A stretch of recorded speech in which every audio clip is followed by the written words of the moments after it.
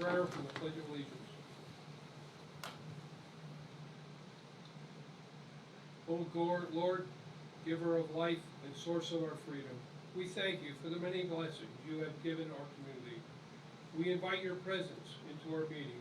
We know that it is from your goodness that we have received all we have. Gracious and loving God, we understand that you call us to be the stewards and the caretakers of our community. Help us serve in that role. Amen. I pledge allegiance to the flag of the United States of America and to the republic for which it stands, one nation, under God, indivisible, with liberty and justice for all.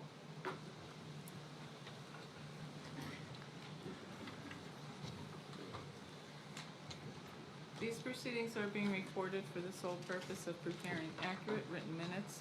Recordings are overwritten following approval of the minutes, eliminating all unofficial records of these proceedings.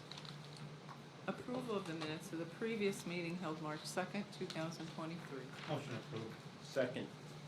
Mr. Honor? Yes. Mr. Lukasevich? Yes. Mr. Notstein? Yes. Are there any guests concerning county business?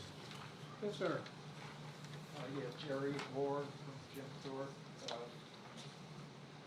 Just in case you don't know, the Safe Carbon County group is having a demonstration outside the building right now in protest of the Mont Junk Lake development.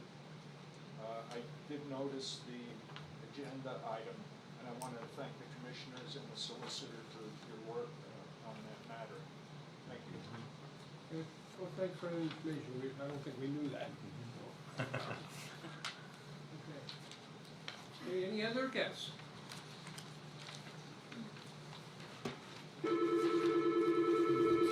Yes, there's. You there, Mark?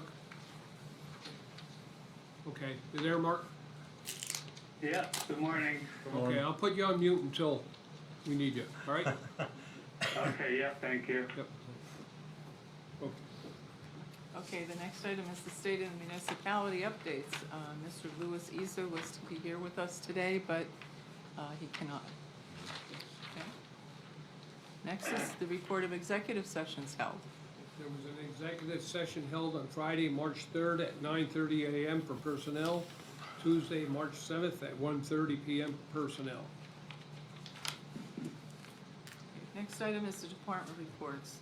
Budget transfers for 2022 and 2023.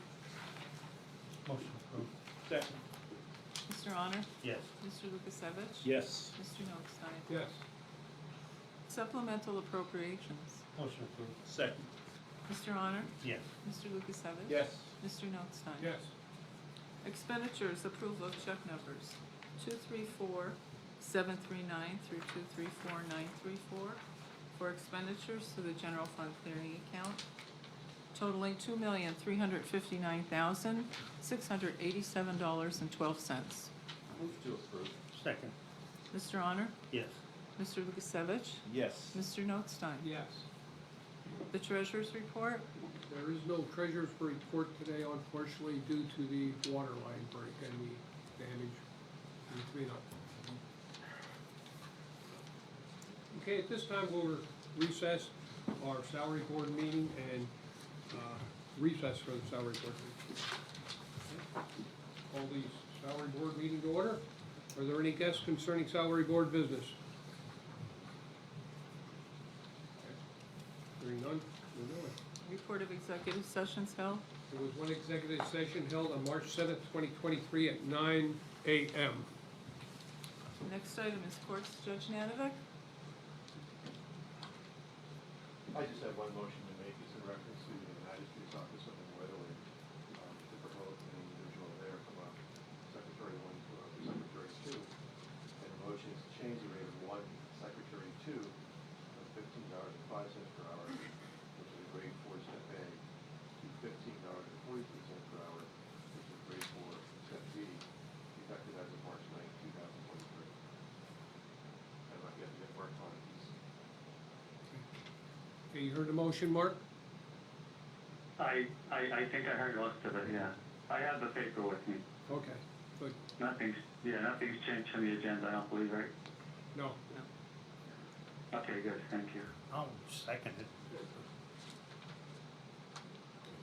So under discussion, I know we had an executive board meeting, and I know at the time we had Judge Michael present.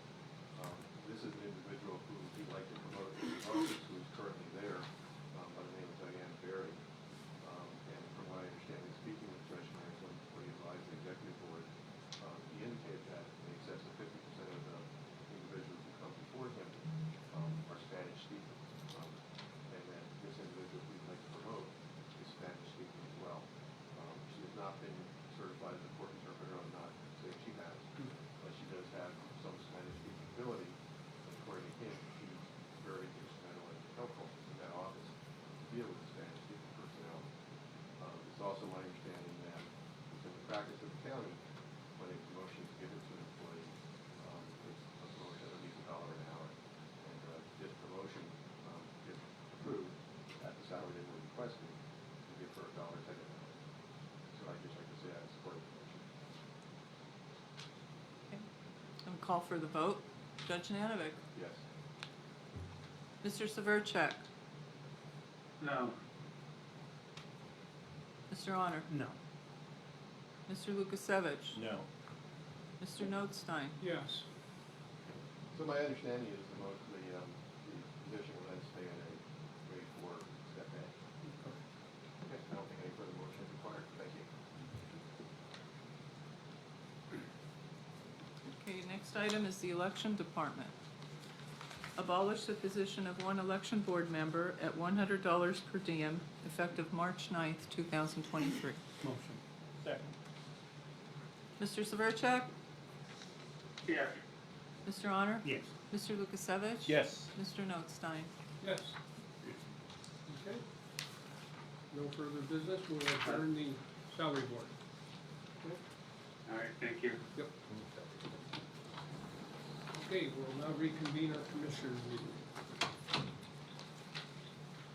Next item is the personnel report for county departments. Motion approved. Second. Mr. Honor? Yes. Mr. Lukasevich? Yes. Mr. Notstein? Yes. The acknowledgements for courts and row offices. Motion acknowledged. Second. Mr. Honor? Yes. Mr. Lukasevich? Yes. Mr. Notstein? Yes. Correspondence was received as listed. Copies will be made available to the press upon request. Advertising. For approval, authorize the advertisement of the invitation to bid for the following community development block grant projects: Lansford Borough Street Improvements, Brimble Wall Replacement and Street Reconstruct as necessary, fiscal year 2019-2020. Palmerton Borough Street Improvements, Reconstruct Pave, Railroad Alley and Spelter Road, fiscal year 2019-2020. Move to approve. Second. Mr. Honor? Yes. Mr. Lukasevich? Yes. Mr. Notstein? Yes. Boards and authorities, Animal Shelter Advisory Commission for approval, appointment of Tawny Delich of Palmerton, Pennsylvania, to fill the current vacancy and serve as a member of the Animal Shelter Advisory Commission with a term to expire December 31, 2024. Motion approved. Second on discussion. About a year and a half, 2 years ago, I fought diligently to diversify the Mock Chunk Lake Park, or the Parks and Rec Advisory Board. Due to the fact, the reality was not a pejorative description, but an accurate description. A handful of 70-year-old white gentlemen talking about the future of the park, what the park should look like. I was glad to be joined by my colleagues when an opportunity presented itself here just a few months ago to diversify that board, to bring in a family membership owner, a woman with children who could bring a different perspective that board did not have. Now that brings us to this board, the Animal Shelter Advisory Board, which has been proven to be very effective in its last 14 months. And we've done a pretty darn good job of bringing in diverse backgrounds and experiences, but what we don't have by this particular nomination, a diversity in gender. And I do believe it is important because women and men do have different perspectives, different way of looking at issues, challenges, and problems. To ensure that that diversity of opinion and perspective continues on that board, which previously did have a gentleman, I would ask that we table this and look at the potential male candidates who seem appropriate for consideration of this position. And understanding we did interview Tawny, and it was a great, solid interview. There's no doubt about that. But again, I think greater diversification would be in the best interest of the animal shelter, mostly given what we've seen on paper of the two gentlemen who applied. That's all I have. Yeah, I would, it's hard after we already interviewed and, just because we don't have a male at this point in time. I think there is I'm pretty sure we'll have a resignation effective the end of the year, so at the end of the year, how do we just advertise just for a male candidate? We can't. All other things equal is when you do that. Right. So, Yeah. I would go with this motion myself, and with the end of the year, if this does come true, and it's indicated that it will be, that we have the resignation, we do address it, and hopefully, find a suitable male candidate for the position. So we have a motion and a second on the original agenda item. Chris, No, we did can you go to the vote. go to the? Yeah, I wasn't gonna Okay, request a table or anything. No, we can go to I'm fine with going to the vote. okay. Mr. Honor? Yes. Mr. Lukasevich? Yes. Mr. Notstein? Yes. Children and Youth for approval and execution. The fiscal year 2022-2023 purchase and service agreement with Concerned Professional Services for Children, Youth, and Families to provide truancy prevention and remediation services at an hourly rate of $72.84 per hour. Move to approve. Second. Mr. Honor? Yes. Mr. Lukasevich? Yes. Mr. Notstein? Yes.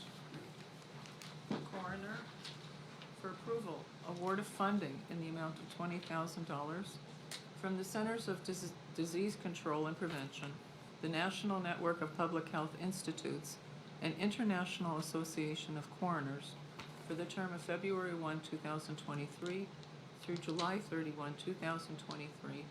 Funds will be utilized to support the purchase of supplies to assist in the facilitation of timely and comprehensive data sharing with Vital Records Office and the public health agencies. Motion approved.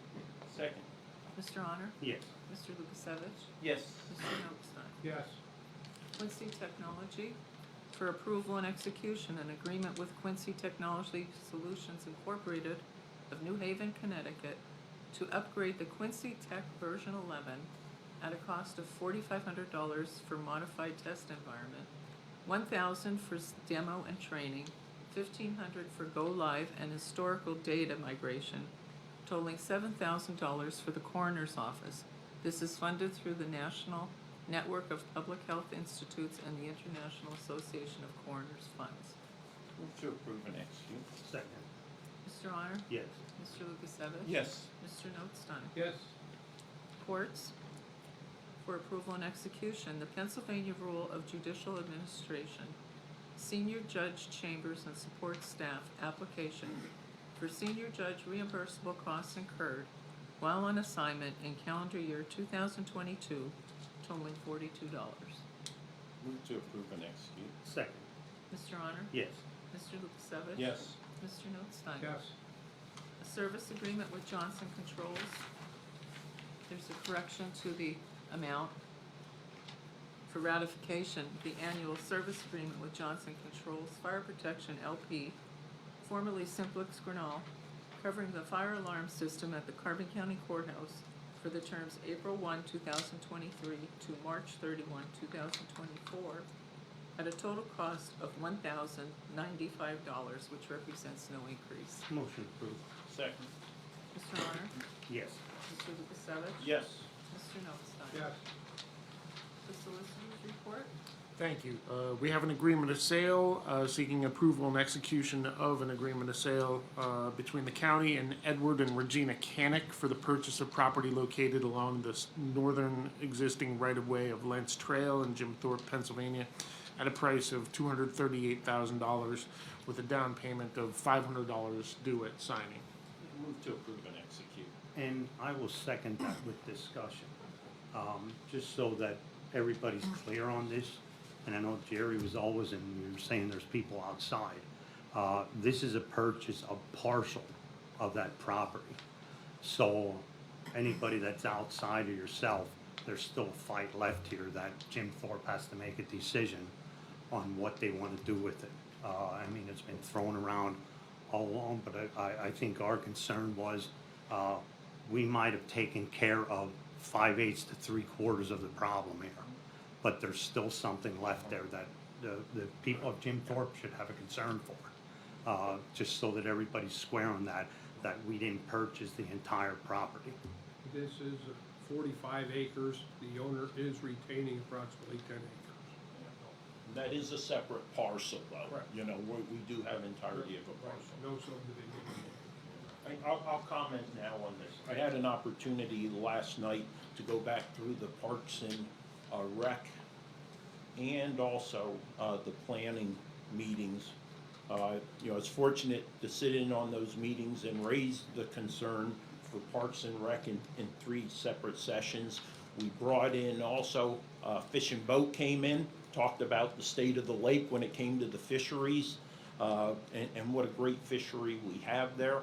We brought in JT Borough Manager and a council member to come and speak to the Parks and Rec Commission also about the status of the potential rezoning. And I want to thank a few people who have helped bring this issue together.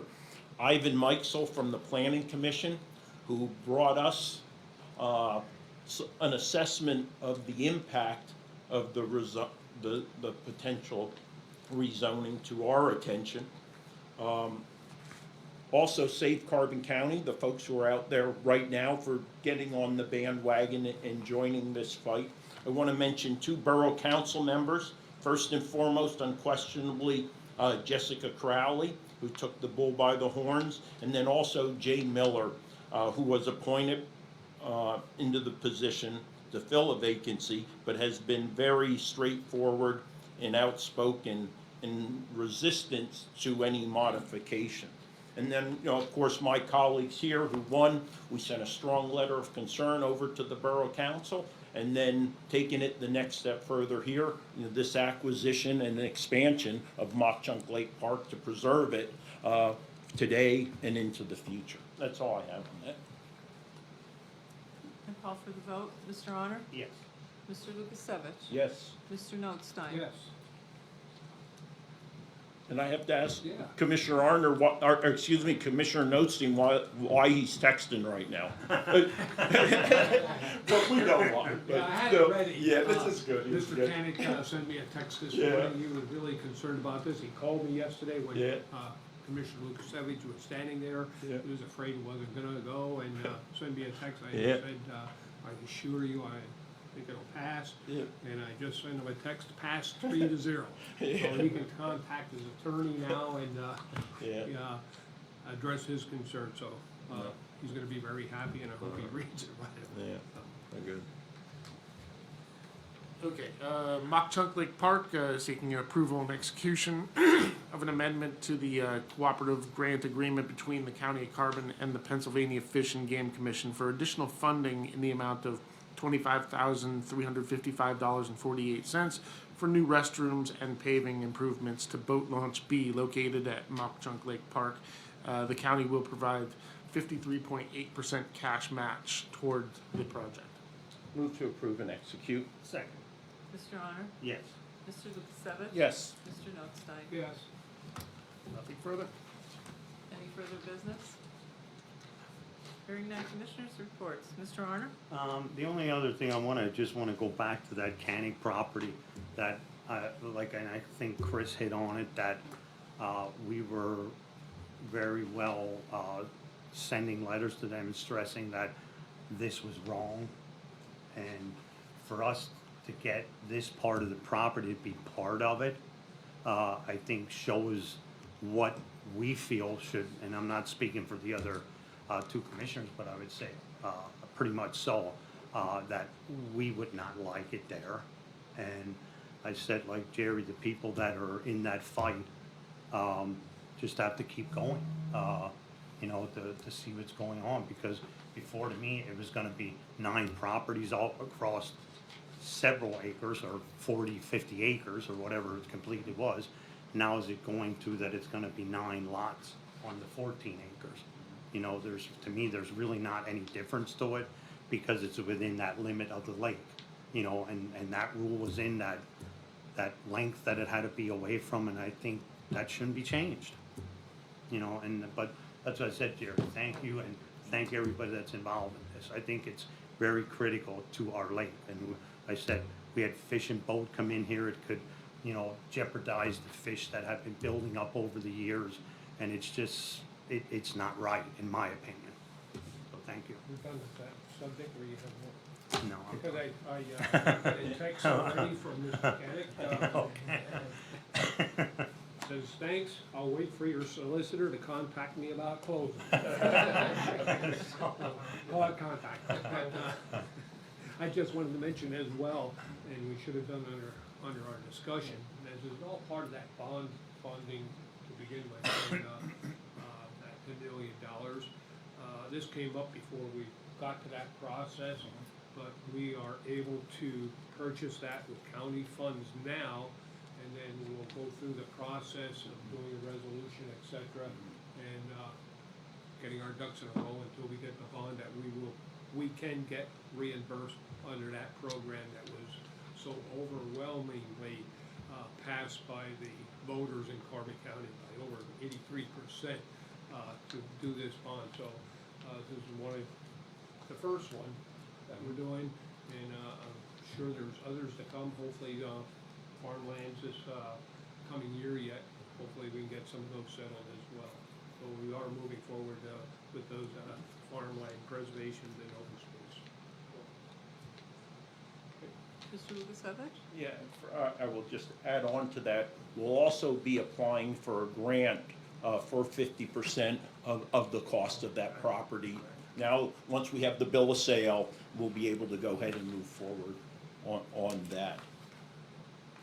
Let me go ahead. Perhaps it may come as a surprise to some, but I did not file nomination petitions for the May 2023 municipal primary, as required for registered Democrats and Republicans seeking their respective parties' nomination for the office here, County Commissioner. However, in concert with an unaltered and overarching strategy decided on truly nearly 3 years ago, shortly after taking office on 6 January 2020. This past Tuesday, 7 March, I carried out the necessary voter registration and party affiliation actions to retain my maximum flexibility and independence of action to achieve any and all of my planned political aspirations and desire relevant to county level office in 2024. I anticipate the possibility of at least one additional notable action in the near future related to this topic. However, it doesn't alter my strategy and plans related to my any of the political ambitions I may or may not have. My intent will become very clear no later than 1 August 2023. Make no mistakes, my conservative values, unequaled commitment to transparency in government, and doing what is in the very best interest of the county taxpayers remains the cornerstones of my beliefs, my values, and most importantly, my actions. Regardless if it is destined to be 299 days or 4 years and 299 days more, sleep well knowing I'll be fighting for the taxpayers. And while you may not like where I stand, you will always know where I stand. and from my core, I will continue to exemplify my mantra, if it matters to you, it matters to me. That's all I have. Yeah, just one other item. We did receive a coroner's report, and I bring it up to highlight alarming rates here. There were 52 accidental, 31 were due to drug-related activities. I'm not sure, I didn't get time to go back and look at other years, but I think that is one of the higher years we've had. And 8 were due to trauma for the drowning, but 21 suicides as well. And in last year, there was 8 veteran suicides. This year already, we've already had 3 veteran suicides. And I want to point out that, the coroner had a total of 657 cases that were processed through his office. They were also notified of 239 hospice deaths. So 45 autopsies, 42 toxology tests, etc. So I just wanted to highlight the alarming rate of suicides and drug-related issues. As hard as we try to prevent these from happening, getting the word out there, and who knows how many more that drug-related would be without Narcan. And I haven't seen a report lately of how many people were saved, or even the annual report from last year, how many lives were saved through the use of Narcan and how many times it was used last year. So I'll try to get that report from Lehighton Ambulance, the person that's now doing those reports, because all that goes through the through Lehighton Ambulance. They're the liaison in getting the Narcan and the reporting system for the county. That's all I have today. Okay, meeting adjourned. Okay, James. Yeah, why did you guys vote to not raise that person's pay? Well, I can give you a comment on that. We're actually going through this process, and I said I've been involved in it with the job descriptions. And to have to pay somebody for that, I think that's something that we gotta look into the future. But right now, to pay somebody because they can speak a language, are we gonna have everybody across the board trying to get that? And to have a person in a position like that, you'd have to have somebody that's certified as an interpreter. So we could actually be liable for having somebody in there, just for saying, okay, I know the language, but are they actually telling the person the right thing? And I think we had a discussion about that before. If somebody was certified that they could do it, I don't think we'd have any problem with that. In the future, maybe we have to look in all the magistrates' offices to maybe have a stipend for that. But right now, it has nothing to do with the job. It's not in the job description. And like I said, we can't just go out there and say, yeah, you speak the language, but that does not go with the courts. They have systems that they can go on, they can log on to, and they can have an interpreter at their offices. So as for now, I would be for in the future to do something like that it would make it a little bit easier, because the systems lag a little bit, like a court trial would not go as fast. It would go faster with an interpreter within. But right now, there's no, this person does not have any certification. So basically, it's like hearsay. Well, and does the person, is the person really fluent in a language? That's gonna be the problem. All you gotta do is nuts up one word, and that's a problem. I don't know, Kelly, could you expand maybe a little bit on the process, what is it, language line, or the service that we had been using to interpretate with having a bilingual person in the office? We help eliminate that need. We don't totally eliminate the need of that, but doesn't that help with the keeping the flow in the office and having to deal with, I don't know how they do the process, whether they have to get on the phone with someone else and that process. So you have any idea, or can you expand on that at all?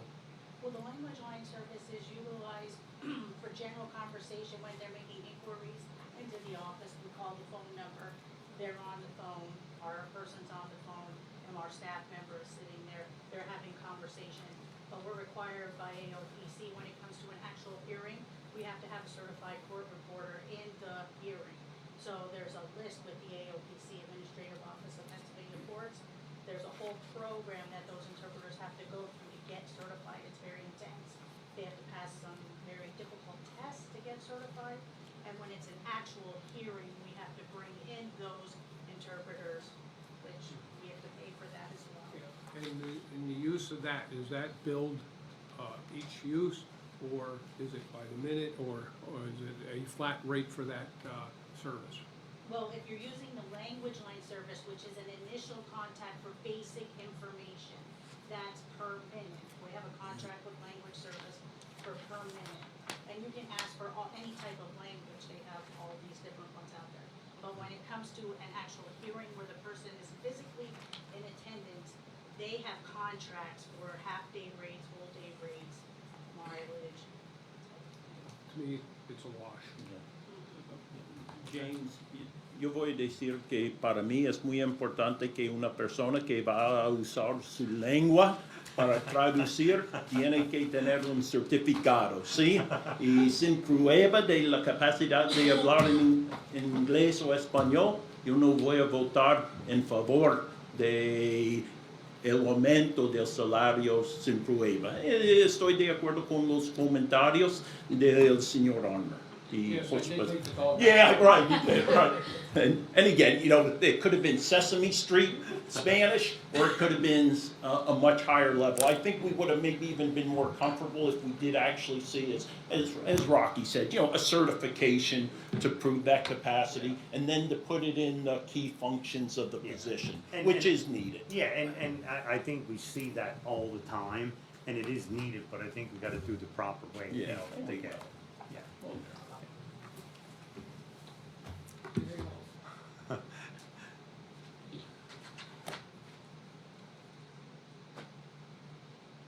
think that's all I have.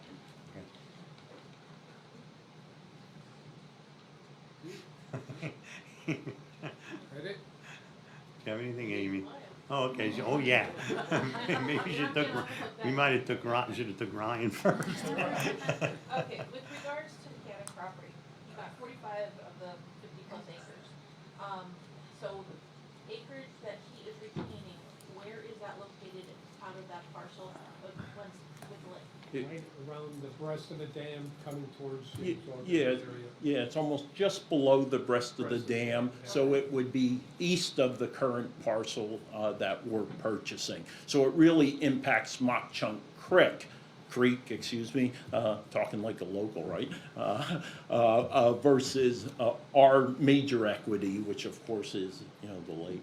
So it's now kind of then tilted the battle from the lake itself to Boiler Creek. Yeah. Okay.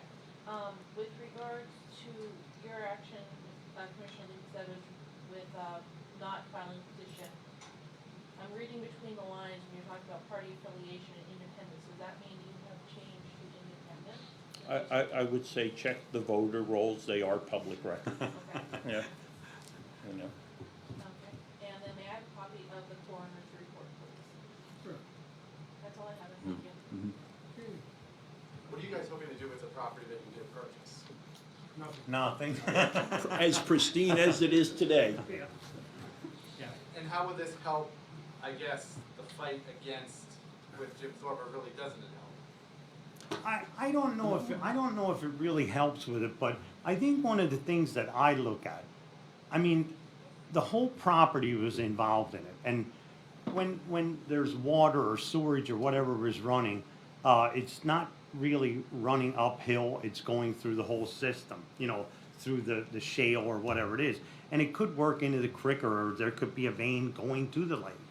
And I think my concern about it is, a developer could come in, and I've seen this all around, they get a plan developed, do they have enough money to develop it? I mean, we've seen that in the county, and then it's gonna be sold. And it could be sold again.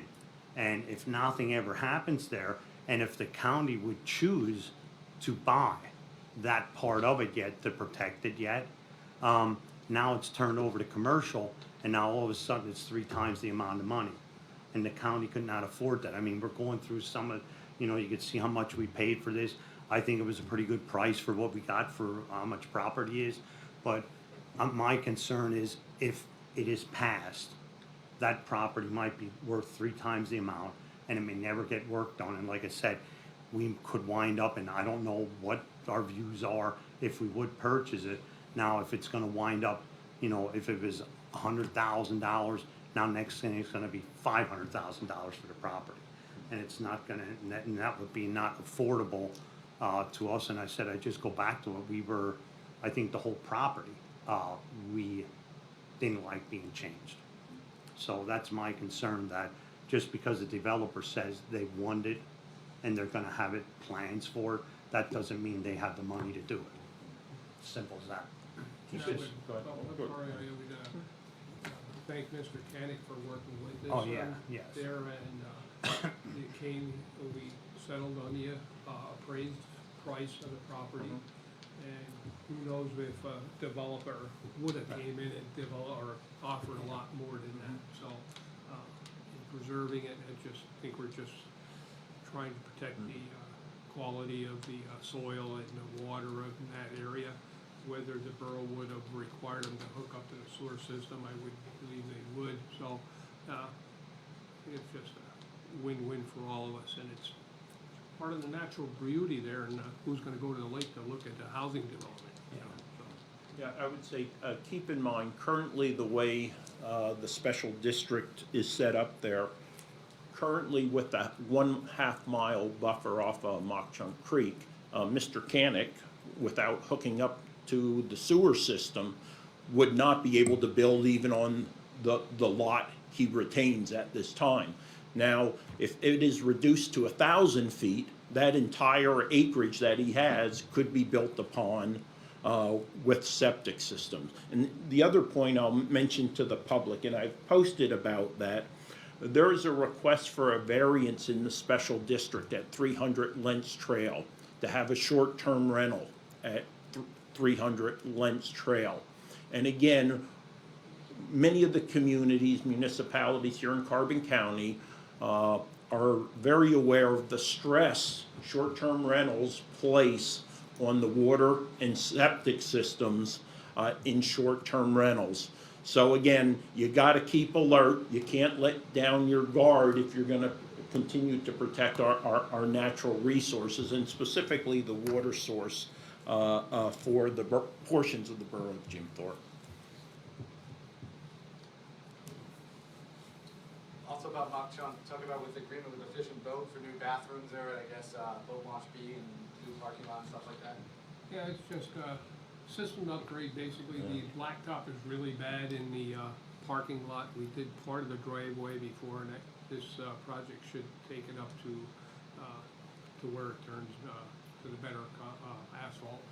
The restroom facilities are in dire need of repair, so fortunately we were able to get some grant funding for these projects, so we're moving along with that. Yeah, and it's nearly been, I think, almost 3 years since it was initiated.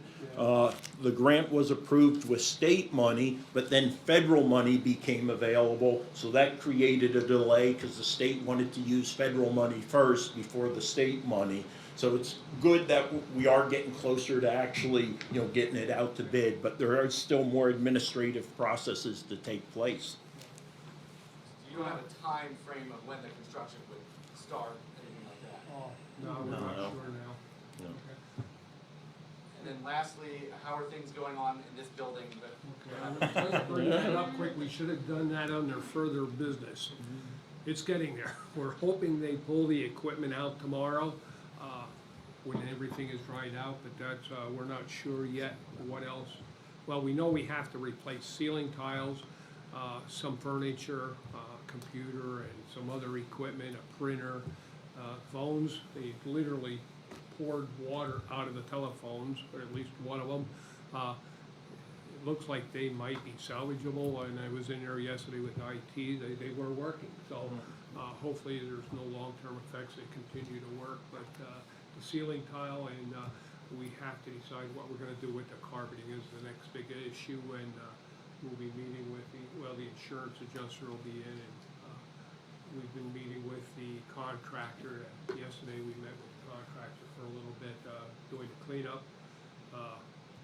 We're getting there, we're hoping the machines will come out tomorrow, and, we can proceed with maybe replacing tiles, or we just have to work out a lot of the details with the insurance. We did file an insurance claim.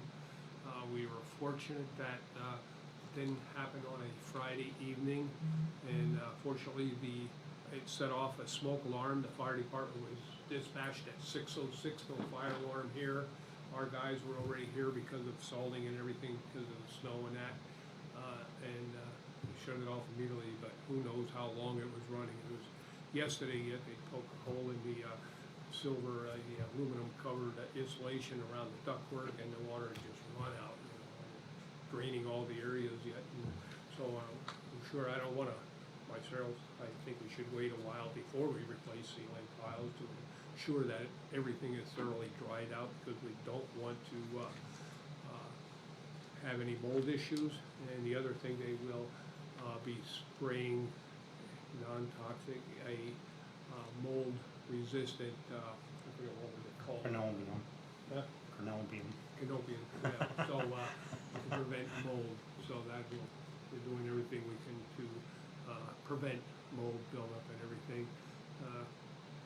My big concern is moisture under the file cabinet, so we'll have to look at that later today, I would say, and if we have to move file cabinets, because it's not gonna dry so quick under the file cabinets, and it depends what the insurance adjusters say as well, and what we have to do or feel is in the best interest of our employees and visitors, that, that everything is gonna be safe. So even if we have to go above and beyond, I would say, okay, we're not gonna take any chances, we'll do some rug replacement, et cetera. So we got some decisions to make yet, but, currently there are still about, most of the offices in this building are closed, tax assessment, tax claim, mapping, GIS, the register of will, our deeds, recorder of deeds, the human resources and controller's office. Again, they're all closed today yet. We'll reevaluate it this afternoon and decide where we're going from there. Top of that project, hopefully they'll be starting the elevator project later, maybe next week, I don't know, we're waiting. Supposedly the equipment's supposed to come in this week. On top of that, as you can saw outside there with the scaffolding, and the lifts are up the back here in the upper parking lot to start the roof and air conditioning project, which could take 2 to 3 months. A lot of things happening in this building here. Hopefully we'll get the employees back, get the offices opened up at least partially tomorrow, I'm hoping. So we'll work with the elected officials and department heads, and maybe we'll have a discussion with them again this afternoon when we get another update on progress from Service Pro who's doing the work. We'll get everything on that. Yeah, And the well, building, the well, roof, the elevator. the adjuster should be here, he might even be here now. And I'm gonna walk around with him, and I told him this morning, water goes beyond where you see it. When I walk through, there's carpet wet, but when you walk 12 feet past that, you can still see the water. And there's some ceiling tiles that are ruined here, and then 12 foot away, there's water. So it's following the tracks, and we're not gonna settle for anything less, just for the protection of the people or the public even coming in. I mean, we don't wanna go in here and clean this part out, and then we get mold where we didn't look at. So when they come in, I'm taking ceiling tile out, we're looking wherever the water went to. Drywall. Yeah, and drywall, and it gotta be addressed. Yeah, we, as bad as it is, we were extremely fortunate that it didn't rain on the tax bills that were just printed, 44,000 of them. A lot of the other records in the assessment office, controllers, et cetera, got some wet paperwork, and very little was damaged, or I don't even know if it was totally destroyed. There were some records from one of the offices, but we were extremely lucky that the damage to our records were not even more than they were, so we really lucked out on that. I hate to say it that way, but we were lucky. Okay? All right.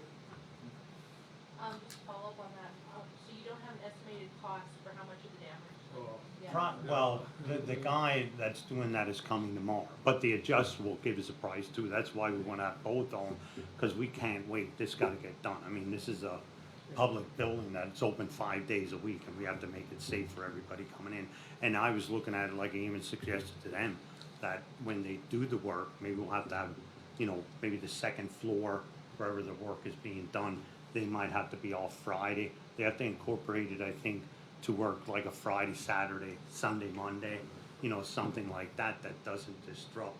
You know, we have people coming in, the recording of deeds and, you know, the taxes, and it's essential to what we're, especially with the taxes coming up. There's gonna be a lot of people coming in, and that goes back to the elevator. Like, I sent an email to them yesterday. This gotta be done by the end of the month. I mean, our tax season is coming, and if we do appeals, what are we gonna do? Take people and shove them up a ladder? You know, I'm sort of a little bit disgusted, you know, or disappointed with this elevator thing. I mean, this has been going on since before Christmas. And it's not acceptable, not at all. I don't wanna hear any more excuses again that there's parts, and I even suggested to them before, they were going to a different vendor. They went to a different vendor and supposedly got the parts, but it's not here yet. So I'm tired of them running out of excuses. Okay? Right. Oh, one more. The, Oh, the animal shelter, Tawny Della, she was hired till Yes. 2024? she's not hired. Well, she's Appointed. appointed. It's a volunteer, Yeah, appointed. board, okay? She's just not an- hired, it's an not advisory employee. board. She's just an advisory board for the animal shelter. It's a board of 5 people, with rotating, terms, 1, 2, and 3, well, that's when we started it, but, every year we reappoint. If you recall, I believe it was last week, we accepted the resignation of Frank Mignecco from up in the northern tier. So that was basically filling his position. And then the numbers on the coroner's report, was that for last year, or was that for last Yeah, no, month? that was last year's, That was the whole year? yeah. Okay. Well, get a copy of that.